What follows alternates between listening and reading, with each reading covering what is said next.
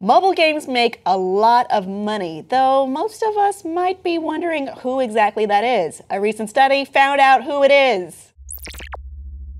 This comes from USC, which is your alma mater, and my opposite alma mater. You don't ruin your life. I'm sorry, I went to a world-class school for way less than you did. Well, okay. All right. Can't put a price on friendship. Yeah, you can't buy friends.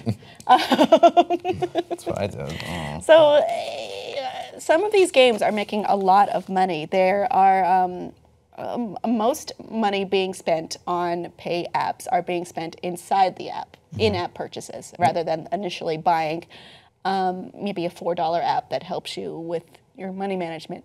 In particular, there are certain games that are the highest. So Heyday and Candy Crush Saga are making a lot of money, as are Game of War, Boom Beach, and Clash of Clans. There's a little bit of a division on gender, though, with Candy Crush Saga and Heyday being more likely to have women making the in-app purchases, whereas Clash of Clans, Game of War, and Boom Beach are more likely to have male customers inside. Overall, according to this research, Americans are unlikely to be making these purchases, except in North Dakota for some reason. Scandinavia is where a lot of people are making these in-app purchases in particular, and also people who are Greek, Turkish, or Romanian are more likely to also buy things inside the app. That's so. I guess that makes sense. Why does it make sense? Because they love war over there. It's their Viking traditions and all that. Yeah. They're just all about it. You know, those Icelandics are just really going to war all the time. Yeah, they are. They're crazy. But yeah, I think another interesting fact was just like, it's so much of what is being spent by like 1% of the user base. Yes, or less than so 1% of the user base is making like 60% of the purchases. Yeah, those are called whales. I remember when I worked at Insomniac and we were working on some mobile titles, it's like, you go after the whales, right? And minnows are people who will buy, like, it's just generally what I am for in-app purchase games, where I'll buy here or there, but whales are someone who's really kind of into the competitive meta of the game, and they always want to stay on top. So all these games are ones where you have to buy like shields and stuff to protect your base, and you want to speed up your production of everything like that. So that is why people keep continually outputting money, but it's a hobby for them, you know. And I think a lot of these it's older people too, right? Yes, usually it's older people. It's more likely men and women in their 30s and 40s were found to be more likely to make these spending choices. Perhaps their parents. I don't know. It's not made clear on that aspect. Yeah, I mean, if you think about it, if you're an adult, spending a couple bucks every day on something you enjoy doing that you're putting your time into is not a bad thing. So that's why it totally works for them. I think we look at it differently though, because we're more likely to want to play, you know, a more substantial game than what a mobile game would have to offer. I don't want to say, you know, a real game, because mobile games are real games. It's just not typically enjoyed by many people who would consider themselves gamers. Maybe it's a more casual level, or maybe it's more you're just doing it to, you know, pass time when you're waiting. Right, exactly. Instead of something you're purposely sitting down in your home to do. Yeah, yeah.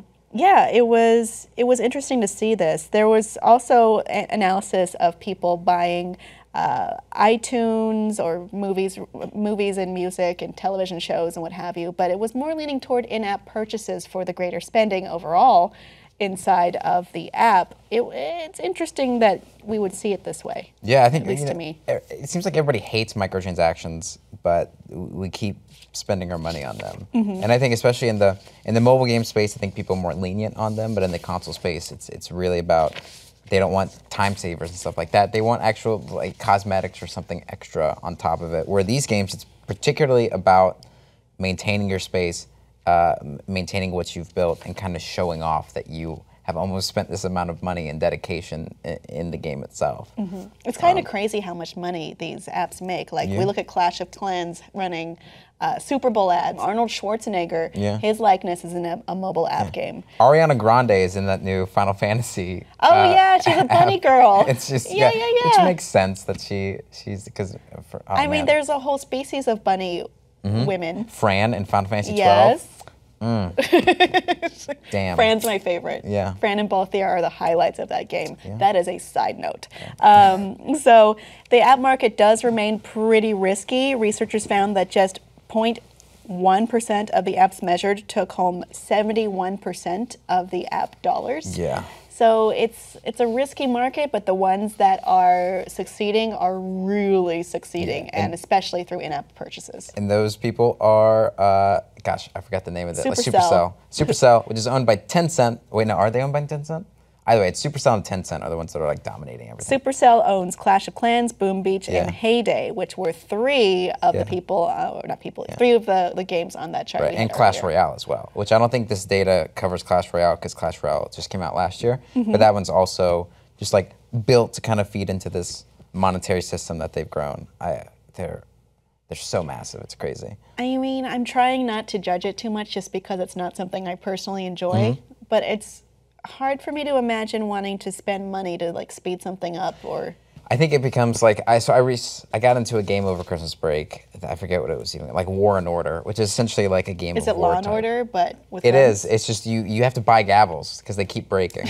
But it was, and that was something that I joined in because a couple of my friends had played. And at that point, if your friends are playing and if you're establishing a community and a relationship with people within the game, you want to kind of be at their level, and I think that's how they do it. So I only spent like $5 in it, but I still spent $5. I still monetized in a game that is essentially clicking buttons and gathering things and tapping things to have people go and fight them. But I think once you get wrapped into the community mindset of it and wanting to be on top, then you want to stay there. And if you have expendable income to do that, go for it, I guess. That's kind of what they're. I tried the Star Wars kind of version of that game, and my base got destroyed. And it was just like, well, you need to be vigilant with this. You need to buy all these things. And buy I'm just shield. like, it doesn't matter to me. I'm not playing this anymore. But I suppose for that mindset, there will be people with the opposite mindset, which is, I got to protect my base. So I don't know.